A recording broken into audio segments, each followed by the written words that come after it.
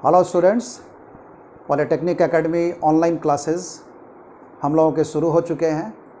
उसके लिए आप लोगों को पॉलिटेक्निक एकेडमी ऐप जो है गूगल प्ले स्टोर से डाउनलोड करना है, रजिस्टर करना है और उसके स्टोर में जाइएगा तो आपको सारे कोर्सेज़ वहाँ पर मिल जाएंगे। वहाँ पर डेमो वीडियो लेक्चर्स हर सेमेस्टर हर ब्रांच के जो अभी अवेलेबल हैं वो वहाँ पर लोड किए हुए हैं। आप लोग जाके डेमो वीडियो देख सकते हैं।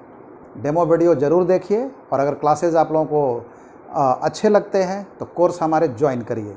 ठीक है, ये पूरा का पूरा कोर्स मेरे सुपरविज़न में ये चल रहा है और हम लोग दिन रात इसके लिए लगे हुए हैं कि इस समय में हम लोग ऑनलाइन क्लासेस पूरे बिहार के लड़कों को प्रोवाइड कर सकें।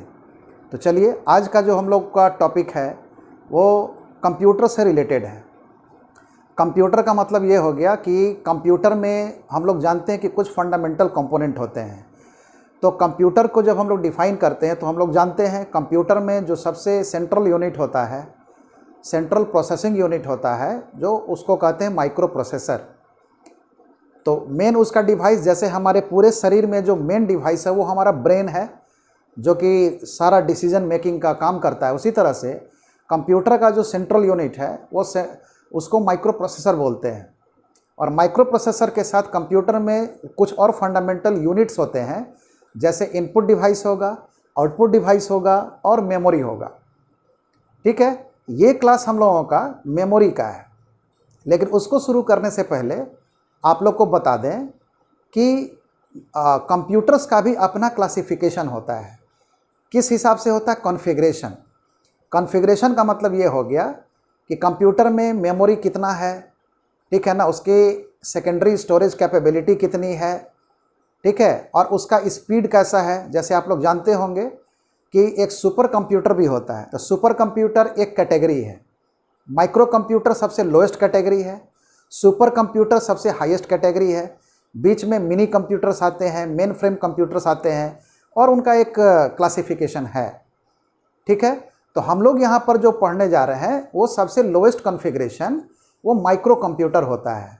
माइक्रो कंप्यूटर का मतलब हो गया कि आपका जो लैपटॉप हो गया, डेस्कटॉप हो गया और भी अगर कोई कंप्यूटर सिस्टम, अगर टैब हो गया जिसको कंप्यूटर की तरह आप इस्तेमाल कर रहे हैं, तो सब माइक्रो कंप्यूटर कैटेगरी में आएगा।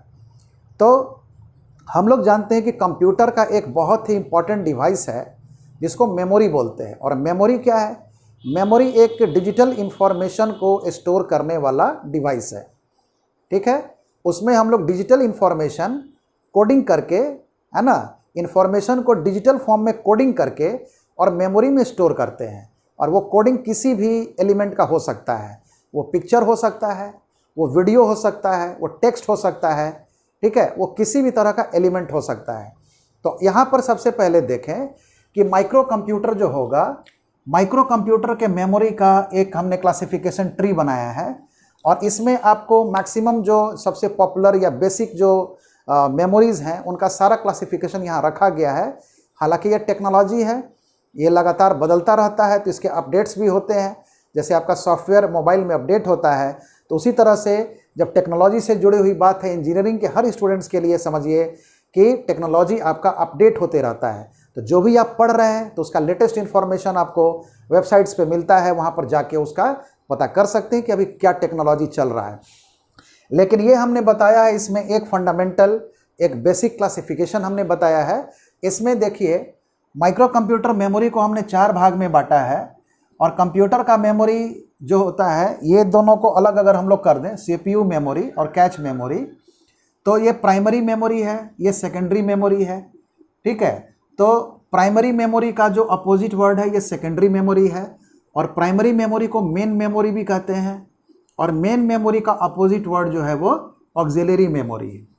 तो कहिएगा कि मेन, ये डिक्शनरी का वर्ड है, मेन हो गया, ये ऑक्सिलरी माने एक्स्ट्रा हो गया, सरप्लस हो गया, एक्स्ट्रा हो गया।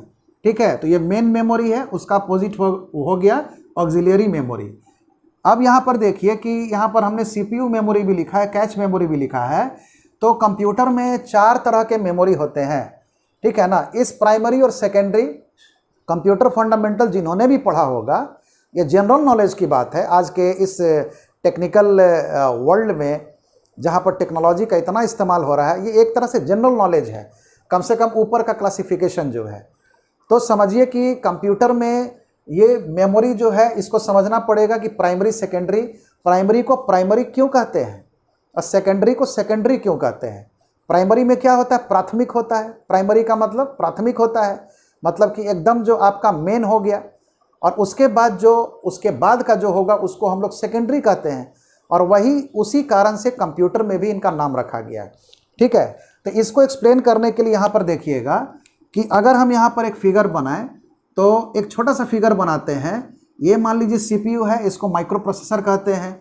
यहाँ पर क्या होगा आपका, यहाँ पर मेन मेमोरी होगा। मेन मेमोरी होगा, ये जो है इसके साथ डाटा ट्रांसफ़र करता है, ये मेन मेमोरी के साथ कम्युनिकेट करता है सीपीयू डायरेक्टली। और यहाँ पर मान लीजिए कि आपका सेकेंडरी मेमोरी है, ये आपका सेकेंडरी मेमोरी है। ठीक है, इसी में हम डायग्राम बना देते हैं। सेकेंडरी मेमोरी अपना जो ट्रांसफरिंग करता है वो एक स्पेशल प्रोसेसर के थ्रू करता है, ठीक है ना, और वो डायरेक्ट करता है। अगर ये हमने सिर्फ ये बताया कि कौन किसके साथ कम्युनिकेट करेगा, ये एक स्पेशल प्रोसेसर होता है, ठीक है ना, ये प्रोसेसर होता है, इसको हम लोग कहते हैं डीएमए। ठीक है ना। तो देखिए यहाँ पर क्या होता है। सबसे पहले अगर आप कंप्यूटर मेमोरी को देखें, अभी हमने कैच मेमोरी खाली नहीं बनाया है। याद रखिएगा कि सीपीयू के भीतर भी मेमोरी होता है, उसका साइज़ बहुत ही छोटा होगा, लेकिन इसके भीतर भी मेमोरी होता है। और सीपीयू जो है अगर किसी से डायरेक्टली कम्युनिकेट करता है तो कौन सा है, मेन मेमोरी है, ये हमेशा इसी के साथ डाटा ट्रांसफ़र करता है। तो इस चीज़ को समझना ज़रूरी है। अब इसके बाद देखिए सेकेंडरी मेमोरी, जैसे हार्ड डिस्क हो गया या पेन ड्राइव आप लगाते हैं, तो जब सेकेंडरी मेमोरी लगाते हो तो स्पेशल प्रोसेसर होता है जिसको डीएमए प्रोसेसर कहते हैं। अभी बताते हैं डीएमए का फुल फॉर्म। इसके थ्रू ये डायरेक्टली जो है मेमोरी में डाटा ट्रांसफ़र करता है। ये कभी भी, इसका मतलब ये हो गया कि सीपीयू कभी भी डायरेक्टली सेकेंडरी मेमोरी को एक्सेस नहीं करता है, उसके साथ कोई काम नहीं करता है। और मेमोरी के साथ सिस्टम में दो ही काम होता है, या तो वहाँ से डाटा को रीड करेगा या तो उसमें डाटा राइट करेगा। रीड और राइट को एक्सेस कहा जाता है। तो देखिए यहाँ पर अगर डायग्राम में आप लोग देख रहे होंगे तो कोई भी एरो जो है सेकेंडरी मेमोरी में नहीं गया है। इसका मतलब ये हो गया कि सीपीयू कभी भी इस मेमोरी के साथ डायरेक्टली एक्सेस नहीं करता है, और यही कारण है कि इसका सेकेंडरी मेमोरी नाम रखा गया है। अगर सीपीयू किसी के साथ डायरेक्टली एक्सेस करता है तो वो कौन सा है मेमोरी, वो होता है आपका, वो मेमोरी होता है। और इस डायरेक्टली एक्सेस करता है, इसीलिए उसको मेन मेमोरी कहते हैं। पहले काम होता है ना, फिर उसका नाम रखते हैं। इसीलिए जानिए कि उसका नाम क्यों रखा गया। तो यहाँ पर देखिए इसी से फुल फॉर्म देखिए डीएमए। डीएमए का फुल फॉर्म होता है डायरेक्ट मेमोरी एक्सेस। अब आ गया समझ में ना। देखिए direct memory access. Direct memory access का मतलब यह हो गया कि ये प्रोसेसर जो है सेकेंडरी मेमोरी को डायरेक्ट एक्सेस प्रोवाइड करता है, किसमें, मेन मेमोरी में। तो जब भी आप कोई डिस्क यहाँ पर सेकेंडरी मेमोरी लगाते हैं, सेकेंडरी मेमोरी बहुत कॉमन है, देखिए फ्लॉपी डिस्क है, हार्ड डिस्क है, कॉम्पैक्ट डिस्क है, सीडी के बारे में तो जानते ही होंगे। तो जैसे ही आप सिस्टम में सीडी लगाते हैं तो डीएमए क्या करता है कि सीडी के डाटा को यहाँ से लोड करके कहाँ भेज देगा, मेन मेमोरी में। और मेन मेमोरी को फिर सीपीयू एक्सेस करके आपका अगर पिक्चर होगा या वीडियो होगा उसको दिखाएगा, या कोई फाइल होगा तो आपके लिए वो खोलेगा। तो उम्मीद है आप लोगों को क्लियर हो गया होगा कि मेन मेमोरी को प्राइमरी मेमोरी को मेन मेमोरी या प्राइमरी मेमोरी कहते क्यों हैं, और सेकेंडरी मेमोरी को सेकेंडरी मेमोरी क्यों कहते हैं। ये इसका एट्रीब्यूट है, ये इस तरह से काम करता है, इसीलिए इनका नाम भी है। अब यहाँ पर कैच के बारे में हम आप लोग को लास्ट में बताएंगे। ये याद रखिएगा कि अगर हम यहाँ पर कहें तो इसको आप लोग लिख भी सकते हैं, जो भी इंफॉर्मेशन है या तो याद भी रख सकते हैं। सबसे फास्टेस्ट होता है सीपीयू मेमोरी, उसके बाद फास्टेस्ट होता है कैच मेमोरी, ये लास्ट में हम बता देंगे आप लोग को। और उसके बाद प्राइमरी मेमोरी होता है, उसके बाद सेकेंडरी मेमोरी होता है। तो खास करके सीपीयू के बारे में याद रखिएगा कि चूंकि ये इसके इंटरनल में है तो ये फास्टेस्ट मेमोरी ऑन अर्थ कह सकते हैं। हमारी पूरी जो टेक्नोलॉजी है उसमें सबसे फास्ट मेमोरी जो होता है किसी भी कंप्यूटर सिस्टम में, ये सीपीयू के भीतर का मेमोरी होता है। अब आइए यहाँ पर देखते हैं प्राइमरी मेमोरी के क्लासिफिकेशन। यहाँ पर देखेंगे प्राइमरी मेमोरी जो होगा ये दो तरह का होगा, रीड राइट मेमोरी होगा और रीड ओनली मेमोरी होगा। हम लोगों को कंप्यूटर में दो तरह के मेमोरी की ज़रूरत पड़ती है, ठीक है। एक ऐसा मेमोरी होता है जिसमें हम फ्रीक्वेंटली मतलब कि रीड राइट कर सकें। फ्रीक्वेंटली का मतलब है कि लगातार जल्दी जल्दी हम लोग उसमें रीड राइट ऑपरेशन कर सकें, ठीक है, और उसमें कोई व्यवधान नहीं हो। उसके लिए special read and right type memory available होते हैं और इनकी अपनी खास प्रॉपर्टी होती है। वो याद रखिएगा कि ये जो हैं वोलाटाइल होते हैं। वोलाटाइल का मतलब ये हो गया कि ये तभी तक काम करते हैं जब तक कि उसमें पावर उनको मिलता है, ठीक है। ये इनकी सबसे स्पेशल प्रॉपर्टी है। जो read and right type memory होते हैं वो वोलाटाइल होते हैं। वोलाटाइल का मतलब ये हो गया कि इनका डेटा जो है वो ख़त्म हो जाएगा अगर पावर आप ऑफ कर दीजिएगा तब, ठीक है। तो पावर ऑफ करने के बाद उसका डेटा जो है टोटल इरेज हो जाता है। और रीड ओनली टाइप जो होता है ये नॉन वोलाटाइल होता है और इसमें डेटा जो है परमानेंट के तौर पे रहता है। और ये आपका जब सिस्टम अगर ऑफ भी कर दीजिएगा तो वो वहाँ से उसका डेटा डिलीट नहीं होता है या इरेज नहीं होता है। इसीलिए इसको कहते हैं रीड ओनली टाइप और रीड राइट टाइप, और इसको सिर्फ रीड पर्पज़ के लिए बनाया जाता है। इसमें वैसे प्रोग्राम्स लोड किए जाते हैं जो फिक्स होते हैं और जिनको हमको फिर बाद में डेटा स्टोर करने के लिए इस्तेमाल नहीं करना हो, उसके लिए हम लोग रीड ओनली टाइप मेमोरी का इस्तेमाल करते हैं। तो ये याद रखिएगा कि ये कोई इनका प्रॉपर्टी के हिसाब से नहीं है। इंजीनियरिंग में याद रखिएगा कि एप्लीकेशन के हिसाब से कोई भी डिवाइस है ना इस्तेमाल होता है और उसी तरह से उसको बनाया जाता है। तो यहाँ पर देखेंगे कि अगर हमको परमानेंट प्रोग्राम और डेटा रखना पड़ेगा तो हम लोग रीड ओनली टाइप मतलब कि रोम रीड ओनली मेमोरी का इस्तेमाल करेंगे। लेकिन अगर रीड राइट टाइप और अगर हमको टेम्पोररी डेटा रखना है तो उसके लिए read write type memory use करेंगे। तो रीड राइट टाइप क्या होता है, दो अंतर आप लोग को पता चल गया। ये वोलाटाइल होता है, ये नॉन वोलाटाइल होता है। और ये जो है टेम्पोररी डेटा स्टोर करता है, टेम्पोररली करता है। जो भी डेटा को स्टोर करेगा वो टेम्पोररली करेगा, क्योंकि पावर ऑफ होगा तो वो चला जाएगा। और इसमें जो है परमानेंट टाइप के प्रोग्राम और डेटा कोड्स स्टोर किए जाते हैं, ठीक है। इस पर अब हम लोग बाद में आते हैं। यहाँ पर देखिए कि read and right type memory जो होता है ये सीक्वेंशियल एक्सेस होता है। एक होता है सीक्वेंशियल एक्सेस और एक होता है रैंडम एक्सेस। सीक्वेंशियल एक्सेस और रैंडम एक्सेस का मतलब क्या है कि सीक्वेंशियल में वो क्या करेगा कि 1 बाय 1 उसको एक्सेस करेगा, ठीक है ना। मान लीजिए कि आपको 100वें डेटा पे जाना है तो 1 से लेकर 100वें तक वो ट्रैवल करेगा उस डेटा को निकालने के लिए। लेकिन ये रैंडम एक्सेस है, ये फास्ट होता है। इसमें क्या होगा, जैसे आप लोग सीडी सुनते होंगे तो सीडी में देखिए कोई भी ट्रैक को आप बजा सकते हैं, उसमें टाइम ज़्यादा नहीं लगता है। लेकिन एक पुराना वाला याद होगा, एक मैग्नेटिक कैसेट आता था पहले। तो मैग्नेटिक कैसेट में क्या होगा कि अगर आपको चौथा अगर गाना सुनना है तो आपको उसको पूरा फॉरवर्ड करना पड़ेगा, 3 गानों को बढ़ाना पड़ेगा, तब जाके आप उसको एक्सेस कर सकते हैं। तो रैंडम का मतलब ये हो गया कि ये किसी भी मेमोरी के किसी भी लोकेशन से डेटा एक ही सेम टाइम में निकालेगा। मतलब कि पहले लोकेशन को एक्सेस करने का टाइम और 100th लोकेशन को एक्सेस करने का टाइम सेम होगा। लेकिन सीक्वेंशियल में क्या होता है कि अगर पहले लोकेशन को एक्सेस करने का टाइम और 100th लोकेशन में एक्सेस जब करेंगे तो 100 टाइम्स इंक्रीज कर जाएगा। इसीलिए इसका इस्तेमाल बहुत कम है, ठीक है ना। इसका इस्तेमाल बहुत कम है और दुनिया जो है ज़्यादातर रैम को जानती है, सैम को नहीं जानती है। ये सीक्वेंशियल एक्सेस मेमोरी है, लेकिन ये इकोनॉमिकल है, ये चीप है, डिज़ाइन करना आसान है। तो जहाँ पर हमको फिक्स हमारा अगर है एप्लीकेशन कि वहाँ सीक्वेंशियल एक्सेस करना ही करना है तो वहाँ पर सैम का इस्तेमाल हम लोग कर सकते हैं।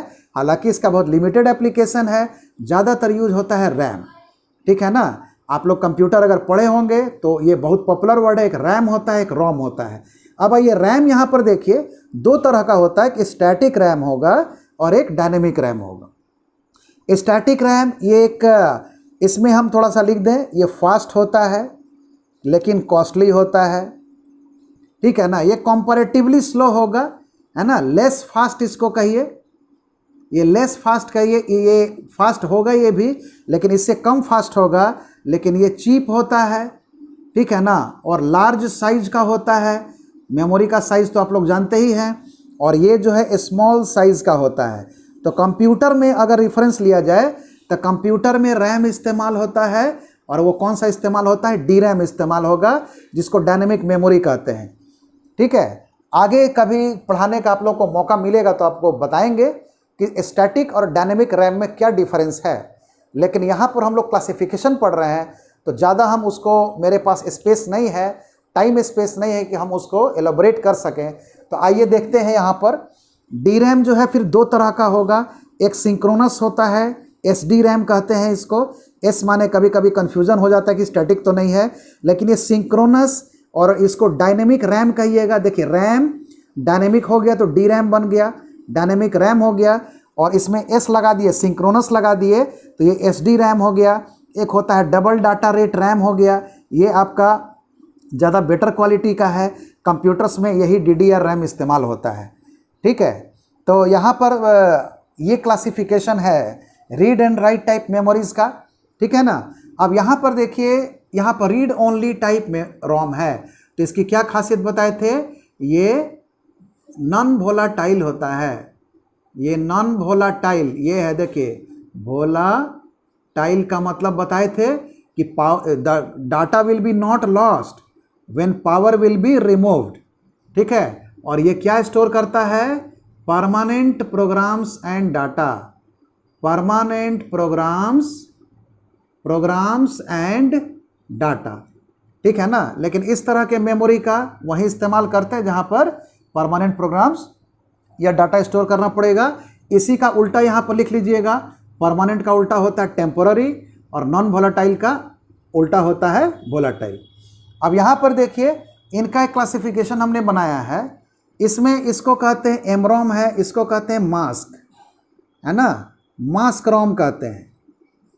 ठीक है, अब यहाँ पर हम ये क्लासिफिकेशन आप लोग को शुरू में वीडियो मिला हुआ है, इसको हम यहाँ से हटा देते हैं ताकि हम आप लोग को थोड़ा एक्सप्लेन कर सकें। देखिए मास्क रोम की खासियत क्या है, ये एक्चुअली शुरुआती रोम है, और शुरू में ये रोम बना था, और इसमें क्या होता था कि इट वाज प्रोग्राम्ड। रोम में जब डेटा को हम लोग लोड करते हैं तो उसको कहते हैं प्रोग्रामिंग करना। इट वाज प्रोग्राम्ड,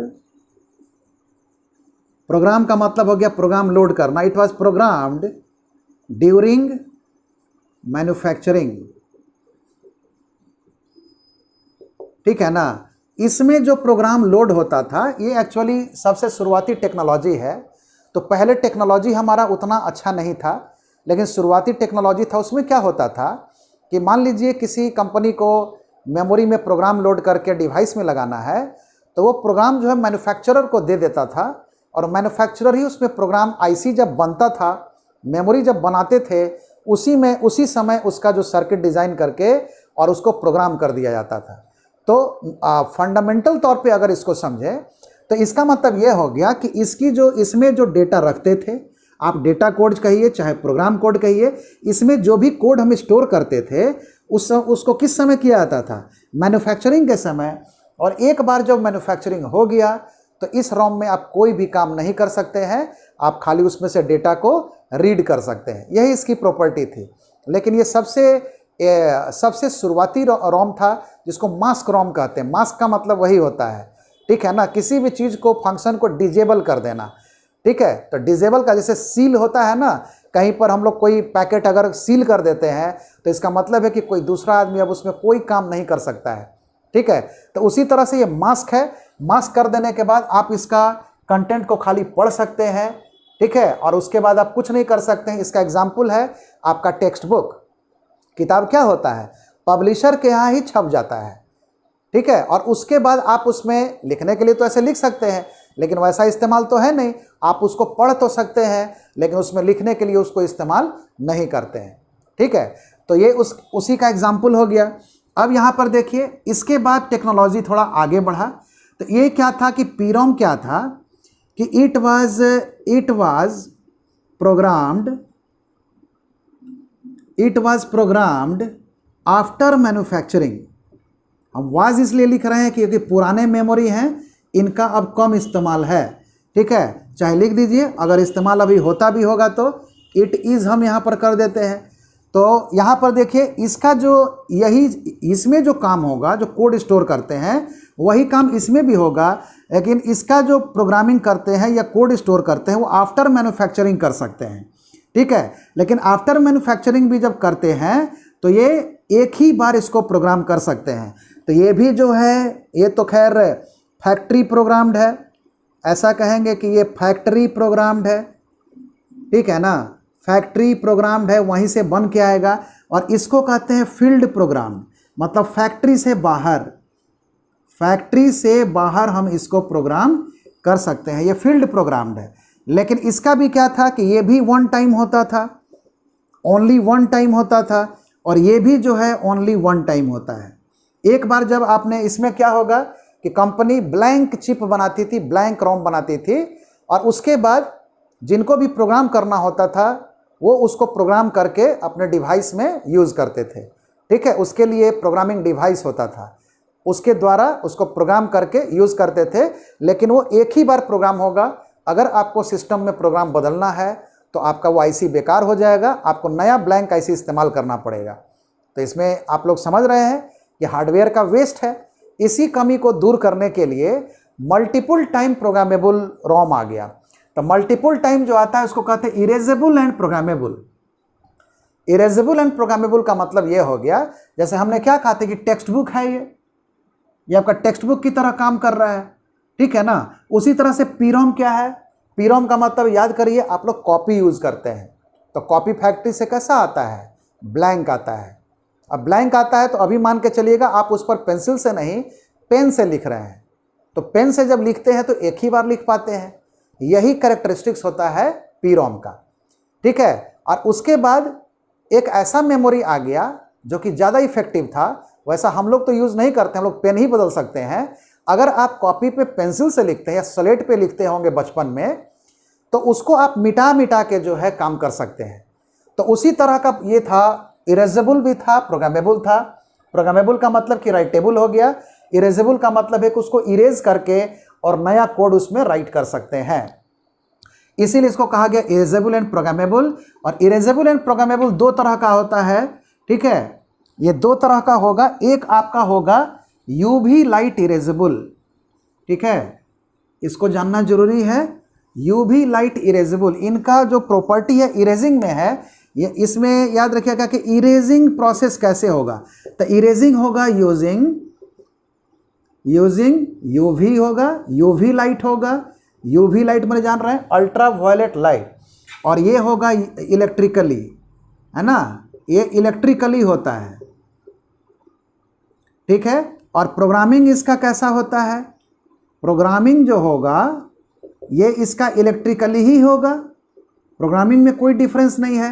और ये भी जो है इलेक्ट्रिकली होगा, ठीक है। खाली इनके इरेजिंग प्रॉपर्टी में डिफरेंस है। इरेजिंग प्रॉपर्टी का मतलब हो गया कि इनको जब हम लोग इसको एक बार जब प्रोग्राम कर देंगे तो बाद में उस प्रोग्राम को हम चेंज कर सकते हैं। और उसके लिए आप डायरेक्ट चेंज नहीं कर सकते हैं, आपको पहले उसको इरेज करना पड़ेगा। जैसे कॉपी में अगर पेंसिल से लिखे हैं और फिर दोबारा लिखना है तो पहले जो लिखे हैं उसको मिटाना पड़ेगा। तो वही चीज़ यहाँ पर है, पहले इसको इरेज करते हैं फिर इसकी प्रोग्रामिंग करते हैं। तो इरेज करने के लिए क्या क्या प्रोसेस है, तो इसको अल्ट्रा वायलेट लाइट द्वारा इसको इरेज किया जाता है और इसको इलेक्ट्रिकली इरेज किया जाता है। तो इनका वहीं पर इस्तेमाल करते हैं जहाँ पर रिमोट एरिया हो, जहाँ पर हमको इलेक्ट्रिसिटी का ये अलग से इलेक्ट्रिसिटी का सप्लाई का ज़रूरत लेना पड़े या फैसिलिटी नहीं हो, तो वहाँ पर हम लोग इस तरह का मेमोरी यूज़ करते हैं।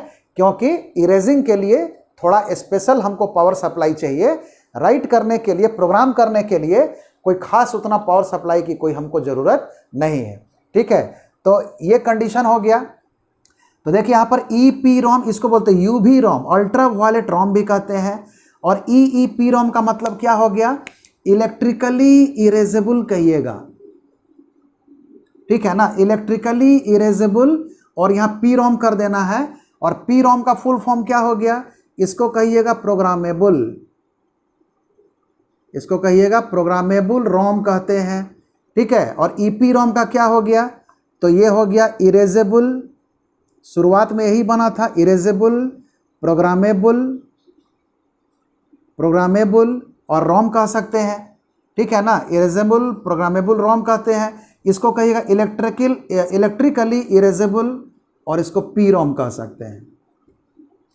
ठीक है, तो ये प्रॉपर्टी आप लोग जैसे जैसा हम लोगों का टेक्नोलॉजी और मार्केट बढ़ता चला गया, टेक्नोलॉजी का डिमांड बढ़ता चला गया, तो अलग अलग तरह के जो है मेमोरी बनाए गए समय दर समय, और उन्हीं का क्लासिफिकेशन हम लोग देख रहे हैं।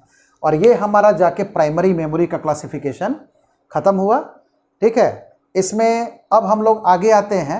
आगे में सबसे पहले ख़त्म करते हैं सेकेंडरी मेमोरी, और उसके बाद थोड़ा इनका कंपैरिजन कर लेंगे, कंपैरिजन करेंगे उनका स्पीड और कॉस्ट और साइज़ के मामले में।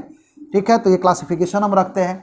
अब यहाँ देखिए सेकेंडरी मेमोरी, जिसको ऑक्सिलरी मेमोरी भी कहते हैं, ये 3 तरह का होगा। एक मैग्नेटिक मेमोरी होगा। मैग्नेटिक का मतलब ये हो गया कि इस तरह के मेमोरी में एक सरफेस होता है, और सरफेस पर मैग्नेटिक मटेरियल का कोटिंग करते हैं, और मैग्नेटिक मटेरियल को मैग्नेटाइज करके डोमेन, मैग्नेटिक डोमेन होता है। जैसे मैग्नेटिज्म में आप लोग थोड़ा जानते होंगे, नॉर्थ पोल होता है, साउथ पोल होता है, नॉर्थ और साउथ होता है। तो एक नॉर्थ को अगर हम 0 मान लें तो साउथ को हम मान सकते हैं 1, क्योंकि कंप्यूटर 2 ही चीज़ स्टोर करता है, या तो 1 और या तो 0। 1 और 0 में ही सारी चीज़ों की कोडिंग होती है, वो चाहे वीडियो हो, चाहे तो ऑडियो हो, चाहे टेक्स्ट हो, या और कुछ भी हो। ठीक है, तो इसमें क्या होता है कि एक डिस्क लिखा हुआ है, तो डिस्क का मतलब है कि ये गोल्ड डिस्क होगा, तस्तरी जिसको बोलते हैं। तो डिस्क होगा, डिस्क पर जो है कोटिंग होगा मैग्नेटिक मटेरियल का, और उस पर मैग्नेटिक डोमेन द्वारा, माने नॉर्थ या साउथ का डोमेन बना के और 1 और 0 स्टोर करते थे। इसीलिए इनको कहते हैं मैग्नेटिक मेमोरी, क्योंकि इसका जो मेन मीडिया है मैग्नेटिक मीडिया है, और मैग्नेटिक प्रॉपर्टी का इस्तेमाल करते हैं डाटा बिट्स को स्टोर करने के लिए। ठीक है, इसमें 2 तरह का होगा, फ्लॉपी डिस्क होगा या हार्ड डिस्क होगा। आप लोग शायद इनके बारे में जानते भी होंगे। हार्ड डिस्क एक लार्ज स्टोरेज डिवाइस है, सेकेंडरी मेमोरी है, और फ्लॉपी डिस्क जो था ये पोर्टेबल था। पोर्टेबल का मतलब कि जैसे आजकल पेन ड्राइव लेके आप लोग घूमते हैं, फ्लॉपी डिस्क उसी तरह से पहले बनता था। ठीक है, और उसको हम लोग बैग में लेके या पॉकेट में रख के इधर उधर घूम सकते थे, अपना डेटा एक जगह से दूसरे जगह कैरी करने के लिए भी इस्तेमाल कर सकते थे, और दूसरे जगह जाके कंप्यूटर में अपना फ्लॉपी डिस्क इंसर्ट करके अपना डेटा को ओपन कर सकते थे, डेटा को देख सकते थे।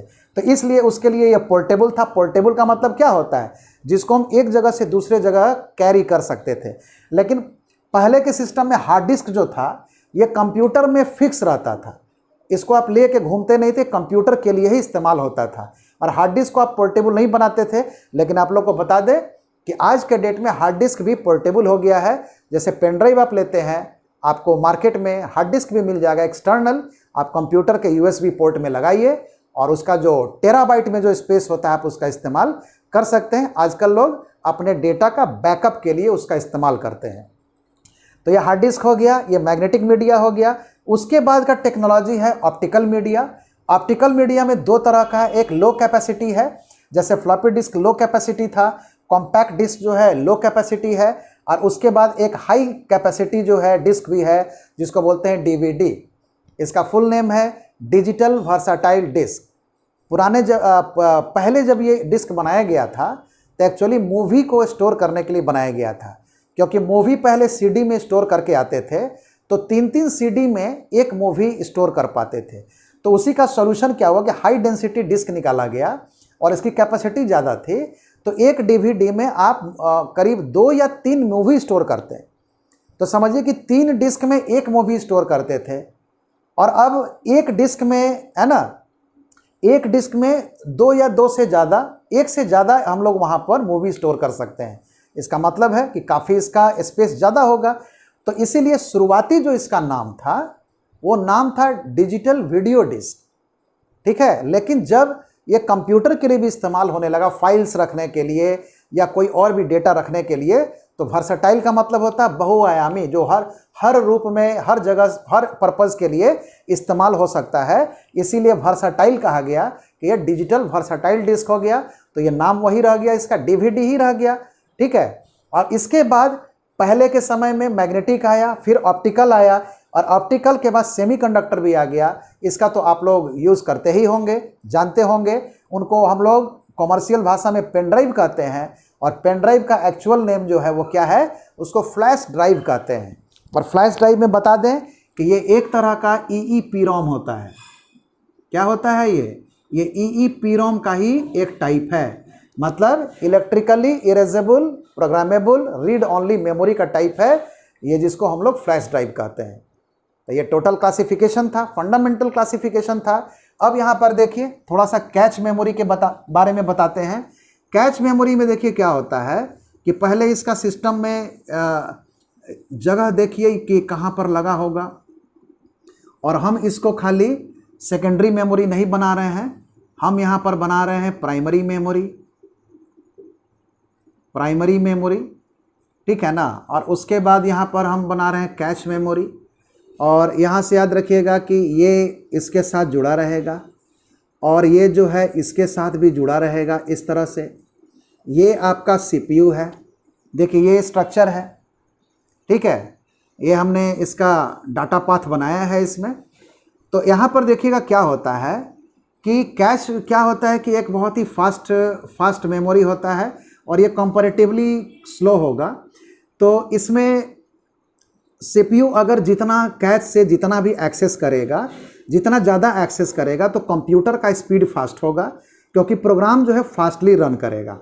जितना इसको लाने में कम समय लगेगा उतना ही फास्ट रन करेगा, तो इसके लिए कैच लगाते हैं।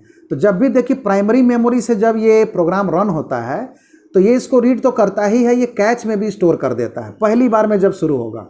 तो कोई भी प्रोग्राम जब इसमें पहली बार शुरू होगा तो ये जो इंस्ट्रक्शंस को इसमें भी सेव कर देता है, और कंप्यूटर को भी सप्लाई कर, CPU इसको भी रीड कर लेता है, इसको कैच में भी स्टोर कर देता है, ठीक है। और इस तरह से करके ये डेटा को इसमें, कोड को इसमें स्टोर करता जाता है।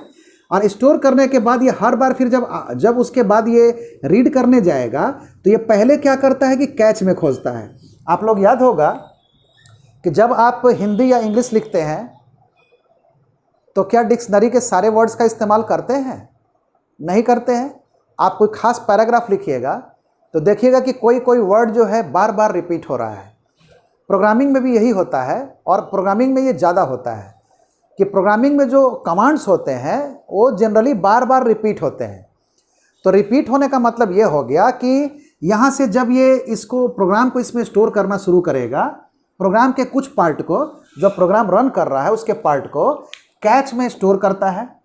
और कैच में जब स्टोर करता है उसके बाद ये क्या करेगा कि जब जब इसको रीड करने की ज़रूरत होगी तो सबसे पहले कहाँ खोजेगा? कैच में।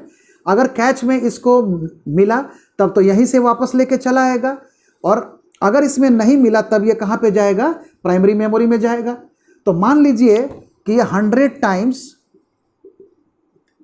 टाइम्स CPU ने मेमोरी से रीड कमांड चलाया, रीड करना चाहा, ठीक है, और 90 टाइम्स जो है उसको इसी में मिल गया। जब ये यहाँ से इसको रीड करने गया तो हमने कहा था कि रीड करने के पहले इसमें खोजता है, नहीं मिला तो इसमें चला गया, लेकिन जो भी कमांड रीड किया उसका एक कॉपी इसमें स्टोर कर दिया, ठीक है ना। तो इसका अब तो इसमें क्या हुआ कि CPU जब भी यहाँ पर जा रहा है तो मान लीजिए कि 100 टाइम्स जा रहा है और इसमें इसको 100 माइक्रो सेकेंड लग रहा है, और इसका एक्सेस टाइम मान लीजिए कि 1 नैनो सेकेंड है। इससे रीड करने में इसको 1 माइक्रो सेकेंड लग रहा है, तो 100 टाइम्स जब जाएगा तो 100 माइक्रो सेकेंड लगेगा, और इसको 1 टाइम में 1 नैनो सेकेंड लग रहा है, तो 90 टाइम्स में इसको कितना टाइम लगेगा? तो इसको 90 नैनो सेकेंड लगेगा। बात समझ गया ना। इसका मतलब कि अगर टोटल का हम टाइम निकालें कि 100 में से 90 तो यहाँ हो गया, तो इसका मतलब है कि इसको इसमें कितना टाइम एक्सेस किया? 10 टाइम्स एक्सेस किया। 100 टाइम गया था, उसमें 90 टाइम्स उसको कैच में ही मिल गया, है ना। जो रिसेंट कमांड इसमें स्टोर किया था कैच से ही वापस चला गया, तो 90 टाइम्स तो यही हो गया। तो 90 टाइम्स का मतलब यह हो गया कि इसमें टोटल टाइम कितना लगा? 90 नैनो सेकेंड। और अगर इसमें आया 10 टाइम्स तो इसमें देखिए इसको कितना लग रहा है, हम यहाँ पर लिख देते हैं इसका एक्सेस टाइम कितना है? 1 माइक्रो सेकेंड है, तो इसमें कितना लगेगा? 10 माइक्रो सेकेंड इसको टाइम लगेगा। अब बताइए 10 माइक्रो सेकेंड में 90 नैनो सेकेंड जोड़ेंगे तो ये तो नेग्लिजिबल है, करीब करीब 90 माइक्रो सेकेंड के बराबर ही है। तो ये कितना आ रहा है? 10.09 माइक्रो सेकेंड। अगर इसको टोटल टाइम जोड़ेंगे तो 10.09 माइक्रो सेकेंड आएगा। ठीक है। लेकिन अगर ये कैच नहीं होता तो ये 100 टाइम्स कहाँ पे जाता, मेमोरी में, और इसमें इसको कितना समय लगता, 100 माइक्रोसेकंड। तो देखिए 100 माइक्रोसेकंड का काम कितना देर में हो रहा है, 10 माइक्रोसेकंड में हो रहा है। और इससे क्या हो रहा है कि आपका कंप्यूटर का स्पीड फास्ट होगा। फास्ट का मतलब कि कंप्यूटर प्रोग्राम को फास्टली रन कर रहा है, ठीक है ना, फास्टली इसको रन कर रहा है। अब यहाँ पर जब भी इस सीपीयू को जब यहाँ पर कैच में मिल जाता है इंस्ट्रक्शन, तो इसको कहता है हिट कर गया, इसको हिट कहते हैं कंप्यूटर के भाषा में। और जब यहाँ पे नहीं मिलता है, देखिए 10 टाइम्स नहीं मिला था, तो इसको कहते हैं मिस। तो इसके हिट्स कितने हैं, 90 है, और इसके मिस कितने हैं, तो 10 टाइम्स हैं। तो आप लोग को इससे क्लियर हो गया होगा, इससे क्लियर हो गया होगा कि कैच मेमोरी किस तरह से काम करता है। इसीलिए ना ही ये प्राइमरी में आता है, ना ही सेकेंडरी में आता है, ठीक है। और ये इसका स्पेशल एट्रीब्यूट है। और इसका फिजिकल पोजीशन याद रखिएगा, ये हमेशा क्वेश्चंस में होता है कि इसका फिजिकली, अगर हम लॉजिकल पोजीशन कहिए एक तरह से, फिजिकली तो कैसे भी कनेक्ट होगा। अगर हम सिंगल लाइन से बनाएं तो इस तरह से होगा, और इससे हम इसको ऐसे जोड़ सकते हैं, ठीक है ना। तो इसका पोजीशन याद रखिएगा कि सीपीयू और किसके, मेन मेमोरी के बीच में होता है, ठीक है। इसलिए कि सीपीयू सबसे पहले कैच में जाता है, कैच में नहीं मिलेगा तब ये कहाँ पे जाएगा, मेन मेमोरी में जाता है। तो इसका कैच का जो लॉजिकल पोजीशन है सीपीयू और मेन मेमोरी के बीच में होता है। और इसके भी बाहर कौन मेमोरी होता है, ये सेकेंडरी मेमोरी होता है। ये अपना एक्सेस इस तरह से करता है। तो देखिए ये पोजीशन है, ये डीएमए प्रोसेसर हो गया, ठीक है ना, ये डीएमए प्रोसेसर इसको कहते हैं, डीएमए प्रोसेसर हो गया, ठीक है। तो ये आपके टोटल सिस्टम का क्लासिफिकेशन है, ठीक है। इसका अभी भी मेन मेमोरी यही है, क्योंकि स्टॉक प्रोग्राम इसका इसी में होता है। जब इसको कैच में नहीं मिलेगा तो फिर इसको मेन मेमोरी में जाना ही पड़ेगा। यही आप लोग के मोबाइल में भी इसी से प्रेरित होकर कैच नाम रखा गया है। आप लोग देखते होंगे मोबाइल में भी कैच होता है, और कैच को अगर साफ़ कर दीजिएगा, अगर उसको इरेज कर दीजिएगा, तो देखिएगा कि अभी अभी जो एप्लीकेशन खोले थे उसमें कुछ कुछ चीज़ जो है वो खुलेगा नहीं, क्योंकि उसका रिसेंट जो डेटा था वो वहाँ से आपने डिलीट कर दिया। इसीलिए मेमोरी, ये मोबाइल भी जब यूज़ करते हैं तो कैच को बिना कोई ज़रूरत के उसको डिलीट नहीं करना चाहिए, क्योंकि कैच को अगर रखिएगा तो आपका मोबाइल जो है वो फास्ट होगा। अपने स्टोरेज स्पेस में देखिएगा कि वहाँ कैश मेमोरी होता है। मेमोरी को खाली करने के लिए लोग इरेज कर देते हैं, लेकिन एक्चुअली में तभी इरेज करना चाहिए जब आपका सिस्टम जो है वो उसमें स्पेस की कमी होगी, तब, है ना, उस कंडीशन में उसको हम लोग इरेज करते हैं। अब यहाँ पर लास्टली इस लेक्चर को ख़त्म करने से पहले आप लोग को बता दें कि इनमें और क्या कंपैरिजन है। हम इसका मेन का कंपैरिजन बताएंगे। देखिए सबसे पहले सीपीयू होता है, सीपीयू मेमोरी होता है, ठीक है ना। इनको सिंपली रजिस्टर्स कहते हैं, कभी कभी सिंपली रजिस्टर्स कहेंगे। इसके बाद होता है आपका कैश, और उसके बाद होता है मेन मेमोरी, ठीक है। और उसके बाद होता है ऑक्सिलियरी मेमोरी। ऑक्सिलियरी मेमोरी हो गया, ये हमने लिखा था क्या, ये लिखा है प्राइमरी, और ये क्या लिखा है, ये लिखा है सेकेंडरी, ठीक है। ये सीपीयू मेमोरी, रजिस्टर्स, फिर कैश मेमोरी, ये मेन मेमोरी, प्राइमरी है, primary memory, auxiliary memory, secondary memory. अब इनका हम एक बहुत ही सिंपल में कंपैरिजन आप लोगों के लिए करते हैं। यहाँ पर देखिए हम एक लाइन खींचेंगे, लाइन के माध्यम से आपको बताते हैं, एक एरो मार्क देंगे, और एरो में याद रखिएगा कि ये इंक्रीजिंग बता रहा है, एरो के तरफ ये इंक्रीजिंग बता रहा है, ठीक है ना, इधर ये इंक्रीजिंग बता रहा है। तो ये हमने यहाँ पे रखा है, ये रखा है साइज, ठीक है। तो साइज़ के मामले में सबसे छोटा कौन हो गया, सीपीयू मेमोरी, फिर कौन हो गया कैश, फिर कौन हो गया मेन मेमोरी, और फिर ऑक्सिलरी मेमोरीज आते हैं, ठीक है। और इसके बाद एक और हम यहाँ पर एरो देंगे। अगर इसी को एरो की तरफ अगर हम मान लें तो ये स्पीड आप ऐसे याद रखिएगा, ठीक है ना। ये दोनों इन्वर्सली प्रोपोर्शनल है, जैसे जैसे हम ऊपर की तरफ जा रहे हैं तो फास्ट हो रहा है, स्पीड ज़्यादा होगा। सीपीयू का जो इंटरनल मेमोरी होता है जिसको रजिस्टर्स कहते हैं, या सिंपली उसको इसी तरह याद रखिए, सीपीयू मेमोरी जो होता है ये फास्टेस्ट मेमोरी है, ठीक है। और उसी तरह से इसका कॉस्ट भी है, तो कॉस्ट यहाँ पर जोड़ा जाता है, इस तरह से कॉस्ट भी बढ़ता है, कॉस्ट पर बिट बोलते हैं, कंप्यूटर में मेमोरी का जो कॉस्ट होता है ना, एक बिट को खर्च करने में, ठीक है, तो 100 रुपीज़ है। रुपीज़ 100 में अगर, ठीक है, रुपीज़ अगर 100 में अगर मान लीजिए कि आपको मिल रहा है 1000, है ना, 1000 अगर बिट्स आप स्टोर कर रहे हैं, तो आप इसको सिंपल मैथमेटिक्स से निकाल सकते हैं कि एक बिट को रखने का खर्च आपको कितना पड़ रहा है, ठीक है ना, एक बिट में आपको कितना खर्च पड़ रहा है। तो उसी हिसाब से किसी भी मेमोरी का कॉस्ट जोड़ते हैं। तो कॉस्ट के मामले में देख, ठीक है ना, इनका साइज़ तो देखिए, साइज सबसे छोटा है, लेकिन कॉस्ट पर बिट क्या है, ये सबसे महंगा पड़ेगा। तो इसी कारण से इसको हम लोग बड़ा नहीं बना पाते हैं। तो ऑब्वियस है, चूँकि ये महंगा है इसीलिए इसका साइज इसका सबसे छोटा है। यहाँ पर देखिए ये स्मॉलेस्ट है और यहाँ पर ये लार्जेस्ट हो गया। इस तरह से इसका पॉइंट पर याद रखेंगे, ये इसका सबसे लोअर पॉइंट है, ये सबसे इसका हायर पॉइंट है। तो इसमें याद रखिएगा कि ये इनका कंपैरिजन है और यही जो है मेमोरीज का क्लासिफिकेशन में प्रॉपर्टी के हिसाब से इनका कंपैरिजन हो गया।